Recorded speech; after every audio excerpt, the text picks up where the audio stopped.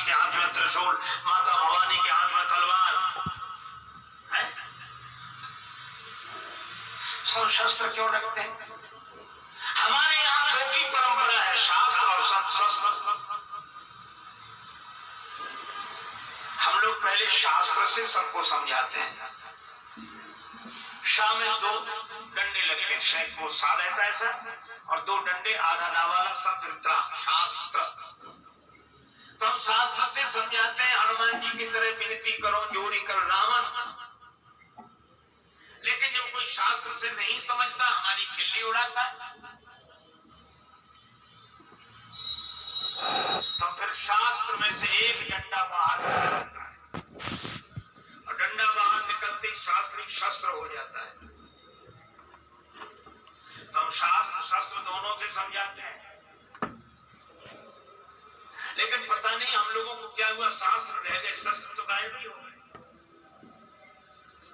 शास्त्र आस्था की स्थापना करता है समाज में, और शस्त्र के द्वारा व्यवस्था होती है।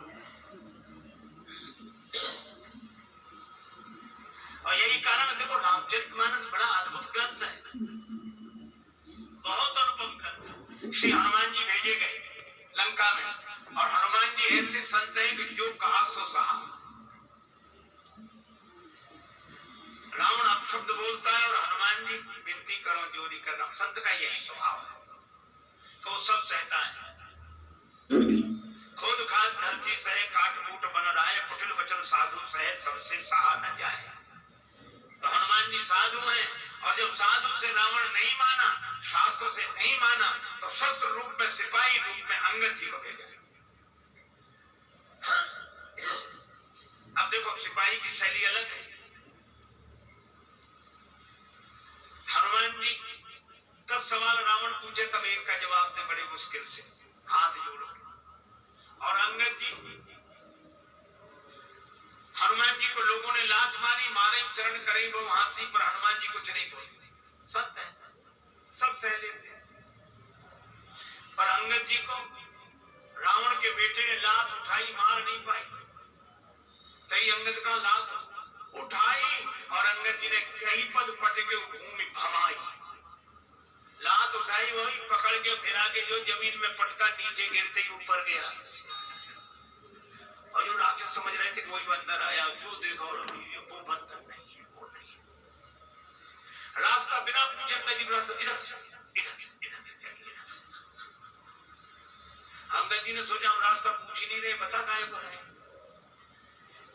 लोग बोले हम तो इसलिए बता रहे हैं कि हम तो जो पहले आए थे उन्हीं से समझ गए, और रावण ही नहीं समझा, तो उधर है क्या।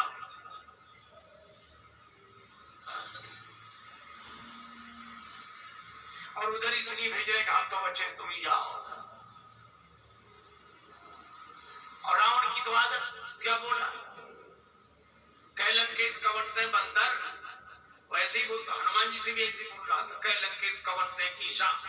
अंगद जी से बोला, कह लंकेश कवंते बंदर, बंदर कौन है रे तू। तो हनुमान जी ने तो हाथ जोड़कर कहा कि मैं राम जी का दूत हूं।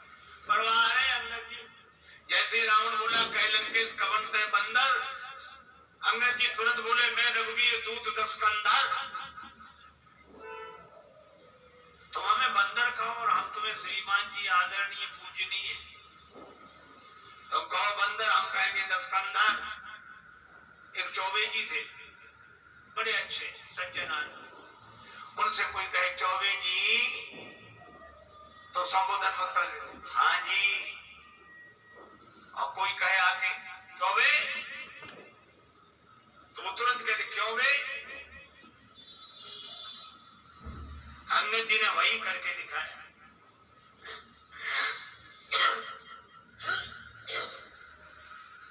जिस रावण की सभी स्तुति करते हैं, मैं प्रसंग नहीं कह रहा हूं, केवल एक बात कह रहा हूं। हनुमान जी ने भी कहा था रामचरण पंकज उधरो, हनुमान जी की शैली अलग है। और अंगद जी ने कहा मेरा चरण कोई हिला दे, कोई जब नहीं हिला पाया, बोले रावण तुम ही बचे हो। रावण आया, जैसे ही चरण उठाने के लिए झुका, अंगद जी ने तुरंत पांव हटा लिया। बोले भाई ऐसे ही झुको, लेकिन चरण राम जी का पकड़ो। हम अपना चरण नहीं पकड़ाना चाहते, झुकना सिखाना जानते हैं। राम जी के चरण पकड़ो, यह है हमारा भारतवर्ष। लक्ष्मण जी ने यही कहा कि कोई कुछ करता है, कोई कुछ बकता है, आप चुपचाप बैठे रहो। तो लक्ष्मण जी है युद्ध के पक्ष में, ताकि इन आतताइयों को सजा मिले। और राम जी कहते युद्ध का परिणाम बुरा मत करो। अच्छा, हमारे सामने भी यही समस्या है, युद्ध करे न करे। एक मत राम जी का है, एक मत लक्ष्मण जी का है। लेकिन राम जी ने कहा चिंता मत करो, युद्ध की जरूरत नहीं है, शांति हो जाएगी। का कैसे होगी शांति? इसीलिए आप वर्णन पढ़ते हैं, परशुराम जी तब मिले जब राम जी की बारात लौटकर अयोध्या जा रही।